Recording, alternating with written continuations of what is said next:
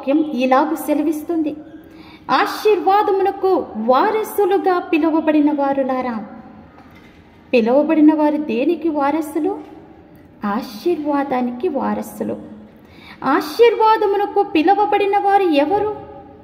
వాక్య ప్రకారంగా మనం చూస్తే శ్రమలలో దేవుని కోసం నమ్మకముగా ఉన్నవారు, అబ్రహాము వలె దేవుని మాటకు విధేయత చూపించేవారు, యోసేపు వలె పరిశుద్ధతను కాపాడుకునేవారు, దానియేలు వలె దేవునితో సహవాసం చేసేవారు, ఎస్తేరు వలె రూతు వలె దేవుని యందు భయభక్తులు కలిగి జీవించేవారు ఆశీర్వాదమునకు వారసులుగా పిలువబడతారు. పిలువబడిన వారు ఏ విధముగా ఉండాలని దేవుని వాక్యం సెలవిస్తుంది అంటే, కీడుకు ప్రతి కీడు చేయకూడదు. ఎందుకు?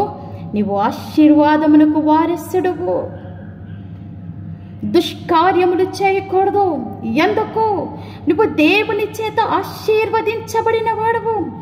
దేవుడు ఆశీర్వదించిన వారు దీవించాలే గాని శపించకూడదు. మేలు చేయాలే గాని ఇతరులకు కీడు చేయకూడదు.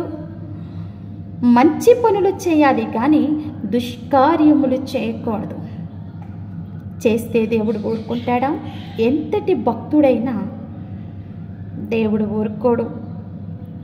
దావీదు దేవుని చేత ఎన్నుకోబడినవాడు, పరిశుద్ధాత్మను పొందుకున్నవాడు, అభిషేకం పొందుకున్నవాడు, దేవుని చేత ఆశీర్వదించబడినవాడు. గొర్రెల కాసుకునే వానిని దేవుడు పిలిచి ఎన్నుకొని ఆశీర్వాదానికి వారసునిగా చేసి రాజుగా నియమించాడు. అలాంటి దావీదు దేవుని దృష్టిలో దుష్కార్యము చేశాడు. మేలు చేయవలసిన వాడు కీడు చేశాడు.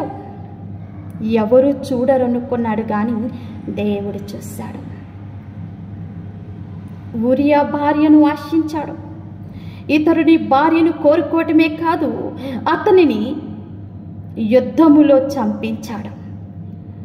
తప్పులు వెనకాల తప్పులు చేసుకుంటూ దావీదు వచ్చాడు, కప్పిపుచ్చుకోవాలనుకున్నాడు. కానీ దేవుడు ఊరుకున్నాడా?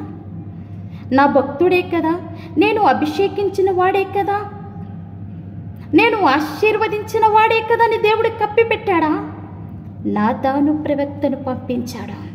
అతని తప్పును తెలియజేసి చెప్పాడు దేవుడు, నీవు చేసిన దుష్కార్యమునకు బదులుగా ఆ దుష్కార్యమునకు పుట్టిన బిడ్డను నేను మొత్తుతాను.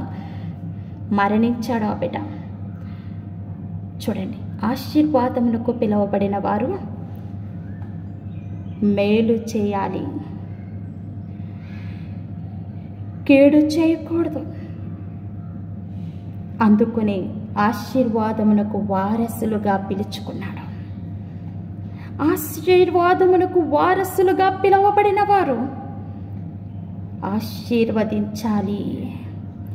దేవుని వాక్యం అలాగే చెప్తుంది, మీరు ఆశీర్వాదమునకు వారసులుగా పిలువబడ్డారు కాబట్టి కీడుకు ప్రతి కీడు చేయకండి, దుష్కార్యము చేయకండి, దీవించండి, చేతనైనంత మట్టుకు మేలే చేయండి.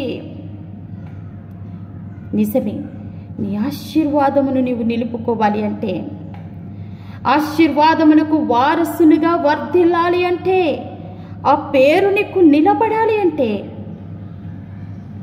మేలు చేయాలి. దేవుని దృష్టిలో నీతిమంతునిగా ఎంచబడాలి. ఆ విధముగా చేసిన వారిని అందరినీ దేవుడు దీవించాడు, నిన్ను కూడా మరింతగా దీవిస్తాడు. దేవుడు ఈ చిన్ని మాటలు దీవించునుగాక.